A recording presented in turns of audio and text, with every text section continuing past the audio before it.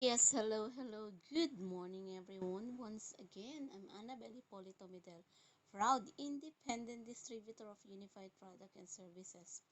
Our step-by-step tutorial for today is how to receive eCash Padala. So it's our first time to receive eCash Padala from my um, business partner. Imagine, grabe. From Malaysia po siya. She is my business partner. So first time niya po para po may transaction at may record ako para sa kanyang first transaction. So, gagawan ko po siya ng tutorial. So, eCash padala payout po. So, punta po tayo sa ating eCash Unified Product and Services.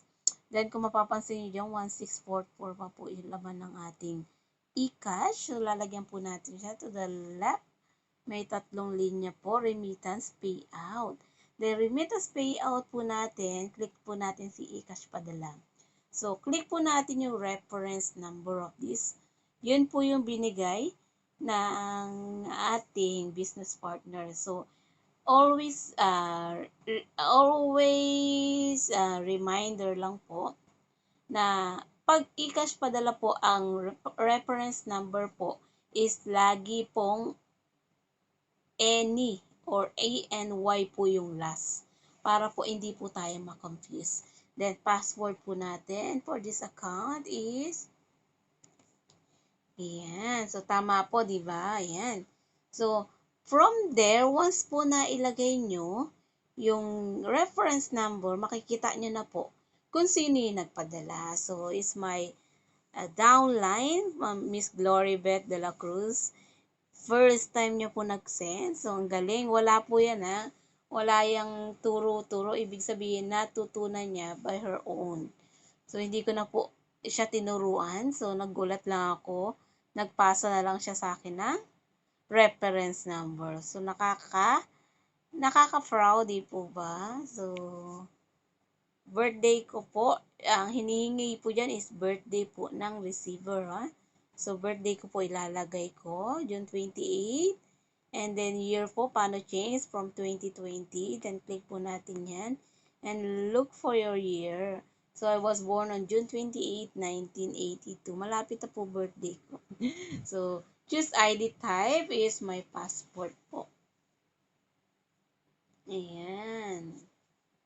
So, hintayin lang po natin yung loading.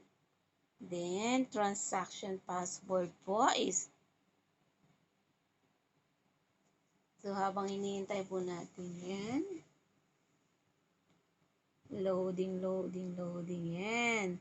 So, dahil nandyan na po yung passport ko, P335526, correct po. Then, submit na po natin. After po natin malagay yung transaction password. So, meron na po yan agad. Ipadala transaction number nun, meron na po yung receipt. So, para po makita natin yung receipt na pumasok na po is view lang po.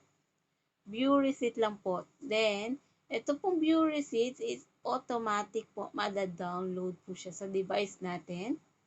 So, kung makikita nyo po yan, naka-download siya. So, download po natin.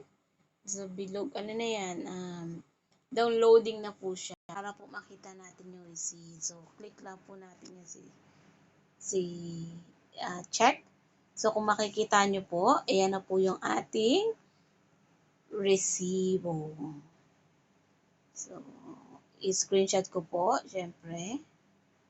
At yan po. So, sana po magustuhan nyo. And then, meron din po tayong messaging from our roaming na to inform na nakuha na po natin yung ating remittance. eCash padala po. So, para po makita nyo, ano ba yung advantage pag ginagamit natin si eCash padala?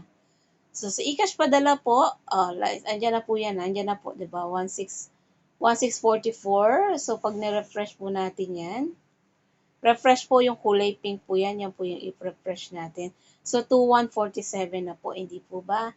Then, para po makita natin kung ano ba yung kagandahan, bakit ginagamit natin si eCash Padala. So, sa reports po tayo, sa general reports. Tignan nyo po sa general reports. Meron po tayong eCash Padala payout. Imagine, nag-receive lang tayo ng 500. May additional pa po tayong 3 peso. Imagine po yan. Saan ka makakita ng remittances na tumanggap ka lang, may income ka pa.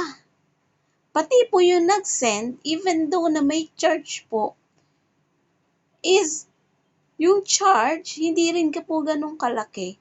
At the same time, may income din po siya. Yung nag-send at nag-pay out. So, di ba po, ang ganda-ganda. So, sa Western Union ko po, tingnan nyo po, kung mapapansin nyo, eCash Western Union payout. Nag-send po ako ng 1,381 from here in Thailand, sending to Philippines, na naka-under po sa pangalan ng ate ko, then dito ko po ipinay out. So, imagine guys, wala akong income dyan. Unlike kay eCash Padala, is may income po tayo na 3 peso. Maganda po ba or maganda?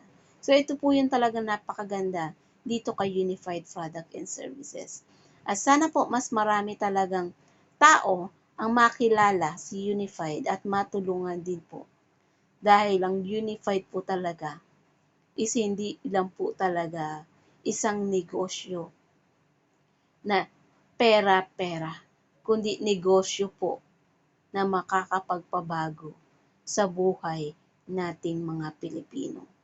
So, once again, I'm Annabel Hipolito Midel, proud independent distributor of Unified Product and Services. Good morning.